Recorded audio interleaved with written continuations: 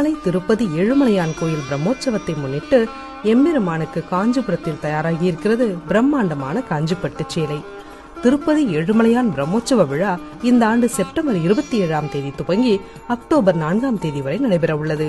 இதற்காக திருமலை திருக்கோயில் முழுவதும் வண்ண விளக்குகளாலும் பூக்களாலும் அலங்கரிக்கப்பட்டுள்ளது. 3வது புரட்டாசி சனிக்கிழமை கருட சேவை நிகழ்வு நடைபெறுகிறது. இந்நிலையில் சென்னையை சேர்ந்த பெருமாள் பக்தர் ஆண்டுதோறும் எம்பெருமானுக்கு வஸ்திரம் வழங்குவதை வழக்கமாக கொண்டுள்ளார். இம்முறை காஞ்சிபுரம் விளக்கடி கோயில் தோப்பு தெருவைச் சேர்ந்த குமரவேல் என்ற நெசவாளருடன் இணைந்து பிரம்மாண்டமான முறையில் வஸ்திரம் செய்ய திட்டமிட்டார்.